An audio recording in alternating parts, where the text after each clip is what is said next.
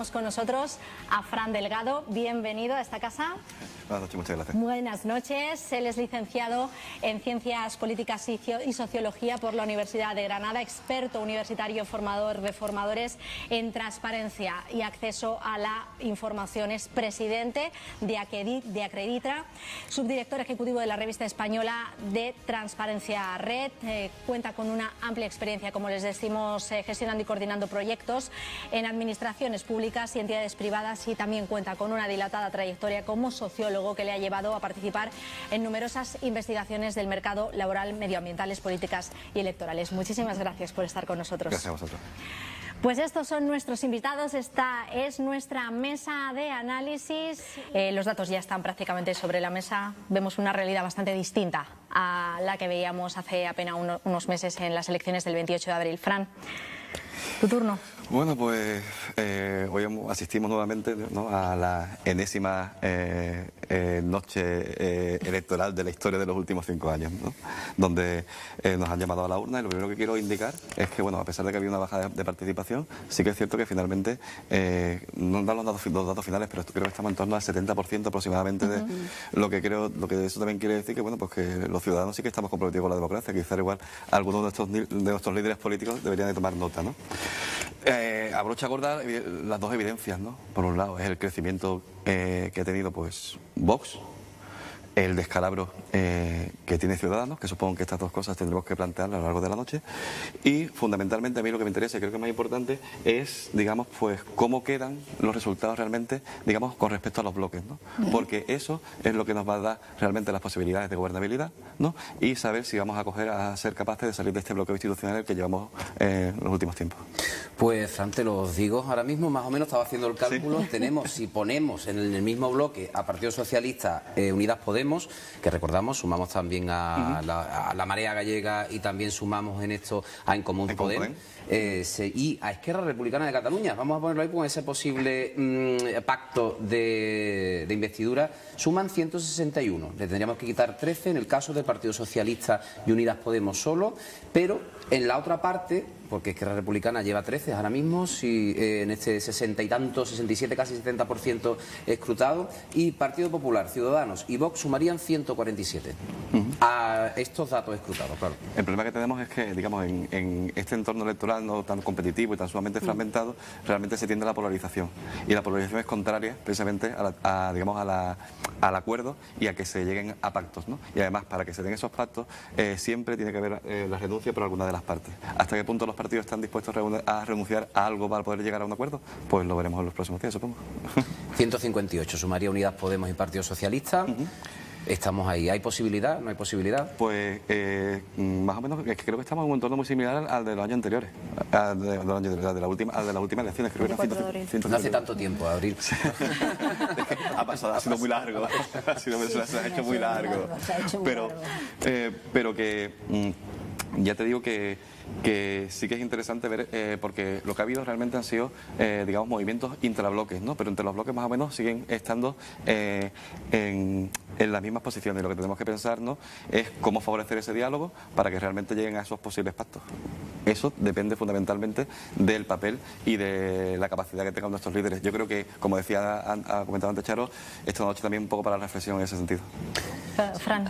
Yo creo que, bueno, que hay que tener en cuenta dos cosas. En primer lugar, la pésima campaña de Ciudadanos. Luego, también hablaremos de la campaña de Vox, que creo que es muy interesante, como la han planteado, más allá después de cada uno de las opiniones al respecto, ¿no? Pero que ten en cuenta una cosa, que es que ellos, ¿no?, desde Vox se ha planteado una serie de términos, de temas que al final, digamos, han influenciado y han manejado los elementos centrales del debate de la campaña política, ¿no? Estamos hablando fundamentalmente del conflicto territorial, hablamos del dilema de inmigración, seguridad, el tema de las autonomías, y entonces cuando eres capaz de coger, de aglutinar, digamos, lo que es el centro del debate político, ¿no?, a partir de ahí creas enmarcados con ideas, con palabras como como la ideología de género, la derechita cobarde, tal. Al final resulta es que los demás, el resto de partidos van a tu alrededor rondando, ¿no? Y además, en un contexto político, como hemos hablado antes, donde la gente está cansada, con cierto hastío y demás, son capaces de coger y de, digamos, de absorber, digamos, ese voto también del enfado, ¿no? Y de antipolítica, ¿no? También podemos también poner sobre la mesa que también ha habido un cierto cambio en el discurso de Vox, que Vox venía de ser una ultraderecha, digamos, un poco rancia, ¿no? Ultracatólica, neoliberal, hacia un discurso mucho más populista, de corte más acorde con, digamos, con la ultraderecha europea, de corte proteccionista, ¿no? Y sobre todo con haciendo gala de ese tema central, sobre todo de inmigración ligado a la seguridad. Ponerla sobre la mesa temas que no son problemas y que de pronto genera todo un debate que al final todos los partidos giran a su alrededor. También un elemento a considerar también, desde un punto de vista ya no solamente, digamos, discursivo, ¿no? O ideológico, lo que sea, es también el tema del sistema electoral, ¿no?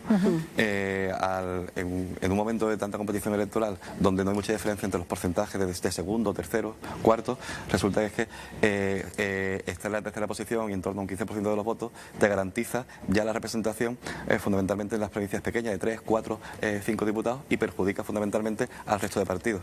Entonces eso hace que exponencialmente Vox tenga una representación que a lo mejor Ciudadanos, por ejemplo, en este caso, le perjudique en ese sentido, ¿no? De los votos escrutados. Es que los temas centrales de la campaña han ido cambiando. Empezamos hablando prácticamente del juego de la culpa, ¿no? De quién era la culpa, si era de Podemos o del PSOE el hecho de llevarnos a nuevas elecciones.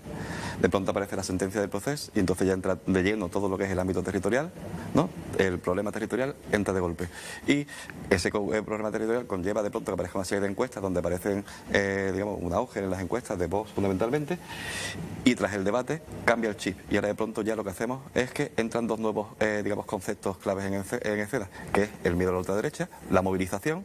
De hecho, realmente se esperaba incluso una menor participación.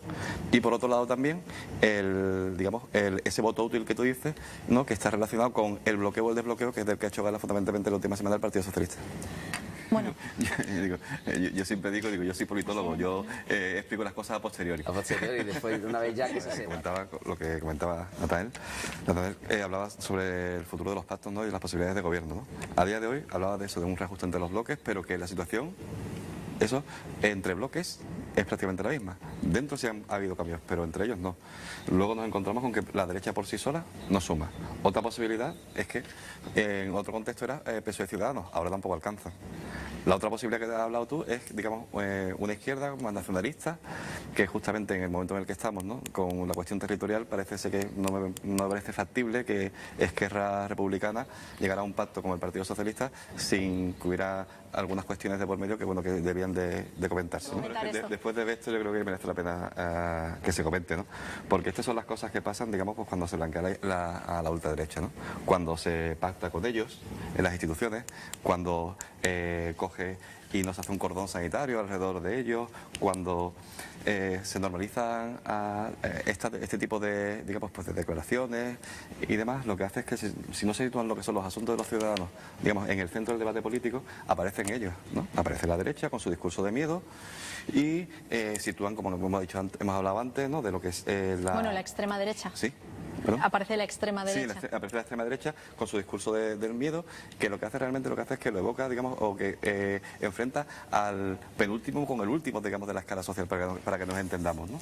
Y ellos meten ahí el tema de los MENAs, bueno, lo que es la inmigración vinculada a la seguridad, el tema territorial, que es que plantean como si España fuera, no sé, la Yugoslavia de los 90, ¿no? O el Imperio Austrohúngaro, ¿no? ¿Sabes? Y después pues simplemente pues pasa lo que pasa. Yo creo fundamentalmente, bueno, que ahora ya está, ahora es difícil hacer, pero si realmente se quiere hacer algo, ¿no? En ese sentido hay que crear un relato donde estén los ciudadanos, los intereses de los ciudadanos en el centro del debate y sobre todo la mejor forma para frenar la ultraderecha, eso se llama políticas públicas.